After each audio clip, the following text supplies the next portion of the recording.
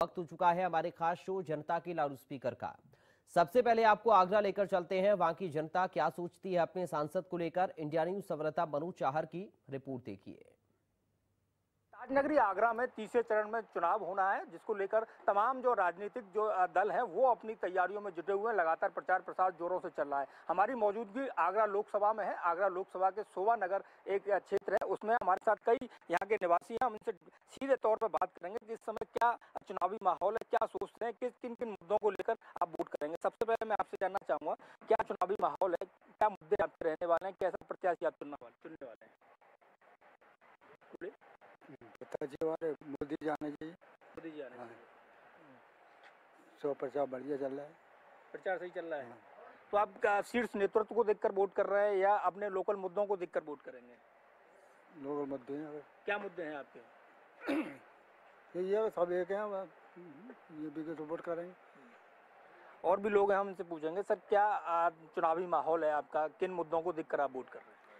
हमारे देश में मोदी जी के नेतृत्व में पूरे विश्व में हमारे देश का मान सम्मान बढ़ा है। सबका साथ, सबका प्रयास, सबके विकास के रूप में मोदी जी काम कर रहे हैं। और जब से मोदी प्रधानमंत्री बने हैं तब से देश की आर्थिक स्थिति विश्व में जो 7वें नंबर पर थी, 5वें नंबर पहुंच गई है। और उनका प्रयास है कि 30 नंबर पर पहुंचे जल्दी से जल्दी। हमारे यहाँ सांसद प्रत्याशी एसपी सिंह बघेल काफ़ी परिश्रमी हैं और प्रोग्रेस के लिए हमेशा प्रयासरत रहते हैं। क्षेत्र में समय समय पर घूमते रहते हैं, हर जगह आते रहते हैं। देखा जाता है उनका विरोध कई सारे निकलकर सामने आए। लोकसभा चुनाव जैसे ही उनके नाम की घोषणा हुई, भाजपा ने घोषणा की, उसके बाद विरोध आया। क्या वजह रही होगी विरोध की, जो लोग विरोध भी कर रहे होंगे? देखो, इलेक्शन में विरोध करने वाले तो हमेशा बने रहे हैं और बने भी रहेंगे, क्योंकि अच्छे व्यक्तियों के प्रति विरोध स्वाभाविक होता है। और भी हमारे साथ लोग हैं, हम इनसे जानेंगे क्या मुद्दे आपके रहने वाले हैं, किस तरीके का चुनाव चल रहा है आगरा लोकसभा में। एसपी सिंह बघेल भाजपा से हैं, तो बसपा से पूजा अमरोही और कांग्रेस सपा से सुरेश चंद्र करदम है। किस तरीके का समीकरण आप देख रहे हैं? देखिए, एक बात जो सबसे महत्वपूर्ण है, क्योंकि मैं खुद भी युवा हूँ और महिला हूँ, हमने 2014 से पहले इस देश की स्थिति देखी है। उस उत्तर प्रदेश की भी स्थिति देखी है, जहाँ महिलाओं के लिए, उन महिलाओं के साथ दुराचार होता था। गली मोहल्ले में महिलाएं सेफ नहीं थीं, स्कूल पढ़ने के लिए बच्चियां नहीं जा पाती थीं। और आज जो पूरे देश भर का माहौल है, आज महिलाएं सुरक्षित हैं, बेटियां सुरक्षित हैं। और प्रधानमंत्री जी लगातार बेटियों के लिए, महिलाओं के लिए काम कर रहे हैं, उनकी पढ़ाई पे काम कर रहे हैं। और आज क्योंकि हम लोग ये देखते हैं कि एक समय पे ऐसा था कि हमारे देश में लड़के और लड़कियों का रेशियो में बहुत बड़ा गैप था। कन्या भ्रूण हत्या पर रोकथाम लगाकर मोदी जी ने उस गैप को ख़त्म किया है। तो मुझे लगता है कि महिलाओं के लिए और बेटियों के लिए प्रधानमंत्री जी दोबारा वापस पुनः प्रधानमंत्री जी बनकर के आएंगे और फिर उनके विकास के लिए, उनके उत्थान के लिए काम करेंगे। मंगलसूत्र को लेकर तमाम प्रधानमंत्री जी ने एक बयान दिया, उसके बाद विरोधी जो है, चाहे डिम्पल यादव हो चाहे अखिलेश यादव हो, वो लगातार पुलवामा जैसी घटनाओं को याद दिला रहे हैं कि पुलवामा घटना में जिस तरीके से जो विधवाएं हुई, जितने जवान शहीद हुए, उसको लेकर आप क्या सोचते हैं, क्या समझते हैं? देखिए, मैं एक बात समझती हूँ कि मंगलसूत्र के बारे में बात वो लोग कर रहे हैं जिनको ये नहीं पता कि जब वो अब्रॉड में अपनी स्कूलिंग कर रहे थे, उस समय उनकी दादी जी, जो इस समय सत्ता में, देश में सत्ता में थी, उन्होंने नसबंदी कराई थी। हम सब जानते हैं कितने लोगों की जानें गई थी, कितनी हमारी बहनों के मांग के सिंदूर खाली हो गए थे, कितनी बहनें हमारी विधवा हो गई थी। वो समय भी याद है जब आपातकाल में कैसे लोगों को पकड़ के जेलों में डाला जाता था, उनके साथ दुराचार किया जाता था। उस समय ये महिलाओं के बारे में, उनके मंगलसूत्र की सुरक्षा के बारे में उन्होंने कभी नहीं कहा। आज इनको क्योंकि चुनावी दौर है तो मंगलसूत्र के बारे में उनको ध्यान में आ रहा है। तो मैं समझती हूँ ये केवल एक चुनावी प्रोपेगेंडा है, बस। लोकल मुद्दे क्या रहने वाले हैं आप?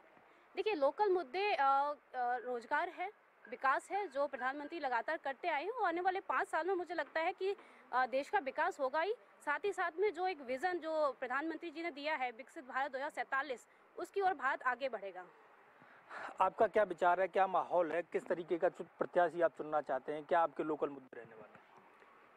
हमारे जो मुद्दे थे लगभग संपूर्ण हो ही रहे हैं मोदी जी के नेतृत्व में, और उनके साथ योगी जी अपना खूब दबदबा बनाए हुए हैं और सबका साथ, सबका विकास को लेकर आगे बढ़ रहे हैं। और सबके लिए समान रूप से जो मोदी जी की योजना है, कल्याणकारी जो लोगों के लिए योजना चलाई हैं, सबको बराबर मिल रही है। कोई ऐसा नहीं है कोई वंचित रहा हो। और इतना अच्छा काम हो रहा है इसलिए मोदी जी ही आने चाहिए। और हमारे यहाँ स्थानीय जो हमारे प्रत्याशी हैं SP सिंह बघेल जी, वास्तव में बढ़िया, योग्य और ईमानदार आदमी हैं।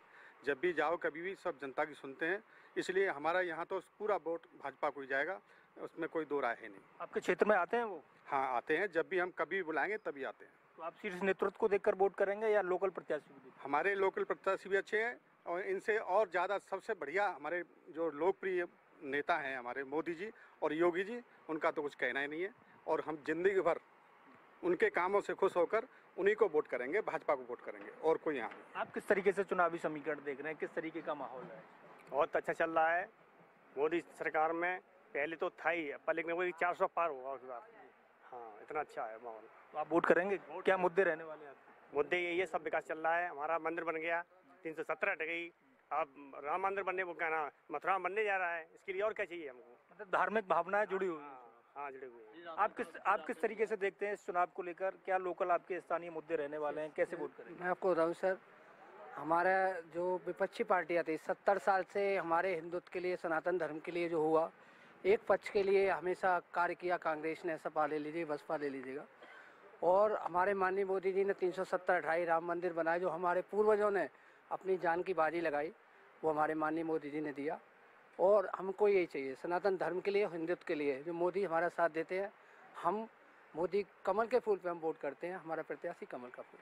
तो इसका इस बार आप हिंदुत्व के रुझान को देखते हुए वोट करेंगे? हिंदुत्व की जो राम मंदिर है उसकी छवि को देखते हुए? राम मंदिर के लिए भी और मथुरा और काशी के लिए भी। आप किस तरीके से देखते हैं ये चुनाव होने वाला है? क्या समीकरण है? 7 तारीख को वोटिंग होना है क्या? मोदी जी की योजनाएं बहुत अच्छी हैं। मोदी जी ने जो है, जो काम पहले कभी नहीं हुए, वो असंभव काम को भी संभव किया उन्होंने। जो है यहाँ 370 जैसे हटाई गई है, यहाँ योजनाएं बहुत अच्छी हैं। मोदी जी ने जो है, जो काम पहले कभी नहीं हुए, वो असंभव काम को भी संभव किया उन्होंने। जो है यहाँ 370 जैसे हटाई गई है, यहाँ से जो है गरीबों के लिए भी उन्होंने विशेष छूट दे रखी है। इस समय जो है फ्री राशन है, और उनके लिए शिक्षा के लिए भी उन्होंने आगे बहुत कुछ किया है।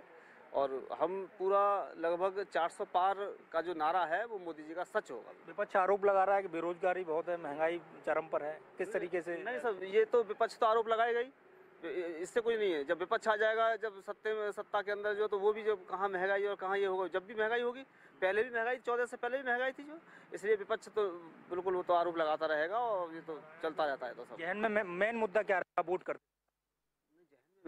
370 है, राम मंदिर है, बेरोजगारी में जैसे मान लीजिए गरीबों के लिए राशन है, यही है सब कुछ। जो विकास है, सबसे मेन है विकास। जो हाईवे बना दिए कहाँ से कहाँ तक, जो उन्होंने, जो गलियों में पानी है, सड़क है, खरंजे हैं, सब कुछ है।